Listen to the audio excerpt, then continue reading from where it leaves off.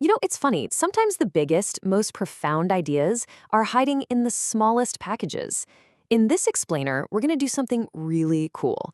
We're going to take just one single ancient verse and break it down, literally, word by word, to see what kind of timeless message about human nature is packed inside. And trust me, it's just as powerful today as it was thousands of years ago. All right, so here it is, the verse we're diving into, from the book of Proverbs. Now, on the surface, it just looks like a question, but it's one of those questions that just feels heavy, It's loaded with meaning. Who can say, I have made my heart clean, I am pure from my sin? Wow, it's so direct, so personal. It really makes you stop and look inward, doesn't it? So what are we looking at here? Is this just a simple question waiting for a yes or no? Or is there something more going on? Well, I think it's a carefully constructed puzzle, and that's exactly how we're going to treat it. We're going to take it apart, piece by piece, starting right from the very beginning. Okay, so the power of this whole verse, it actually kicks off with its very first words. They set up this frame that, well, it's not really asking a question at all, it's making a big statement.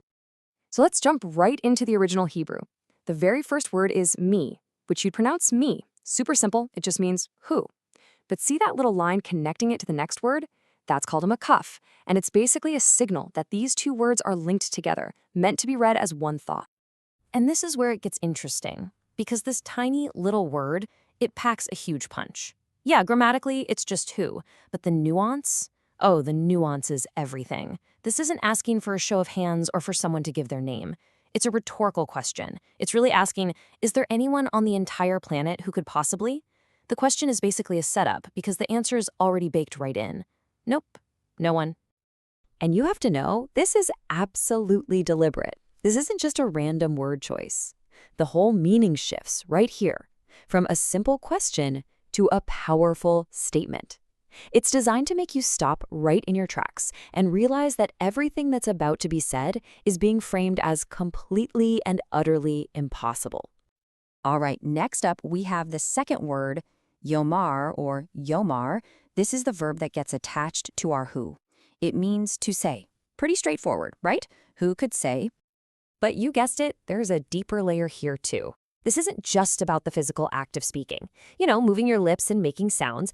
The specific form of this verb really gets at the idea of ability, of being able to claim something as true. So the real point here, the critical thing to get, is that the verse isn't asking who would say these words out loud. It's asking who could legitimately, truthfully, and honestly claim them. Okay, so now we get to the good stuff. What exactly is this impossible person claiming? The first part is a really bold statement, and it's all about their inner self. The word is zikiti, pronounced zikiti. Now, this is the first of two really powerful I statements we're going to see. At its root, it's a verb all about being clean or innocent. Okay, now this is where the grammar gets really cool, so stick with me.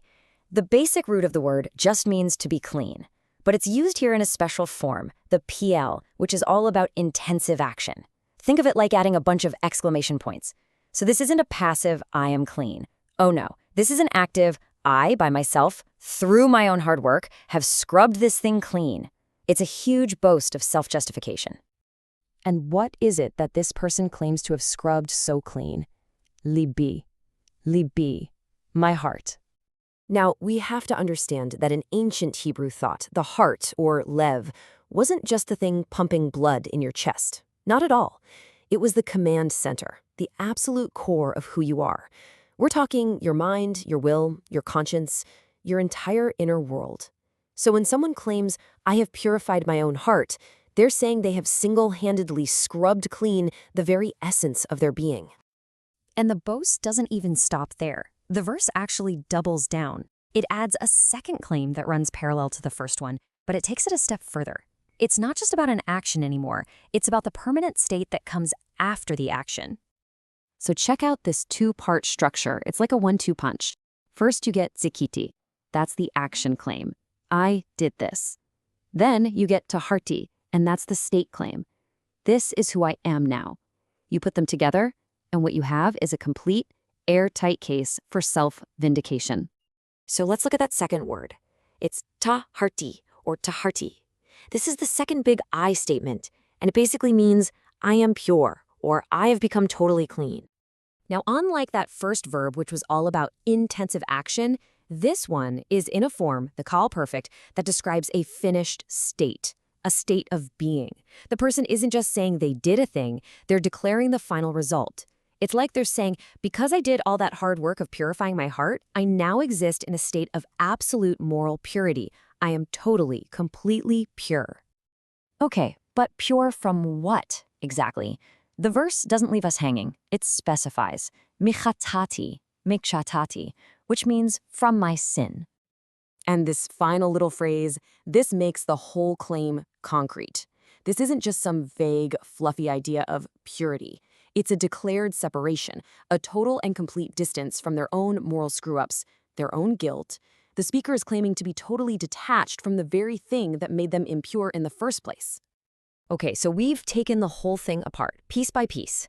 Now, let's put it all back together, because when we assemble the full, nuanced meaning of every single one of these words, the verse becomes even more powerful than we thought. So let's walk through the full translation now. Step 1.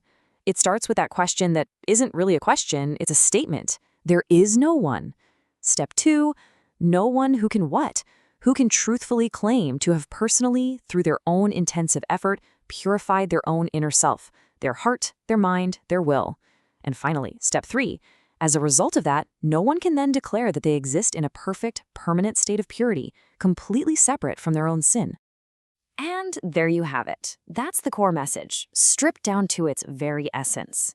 This whole verse, every word chosen so carefully, is a profound and powerful statement on the impossibility, the absolute futility of trying to justify ourselves by our own power.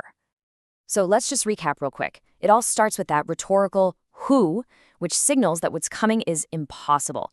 Then you get the two-part claim. First, the act claim, that boast of self-purification, and second, the state claim, that declaration of absolute purity. You put all that together, and the core message is crystal clear. Sin is a universal part of the human experience, and the idea that we can just scrub ourselves clean of it on our own, well, it's a fantasy. So, by completely taking apart this idea of self-purification, this ancient proverb forces us to look at a much deeper reality. It leaves us with a final lingering thought. The question isn't who can make themselves pure anymore. The real question is, if we accept that this proverb is right, that self-justification is a total fantasy, what does that suggest is the true reality of the human condition?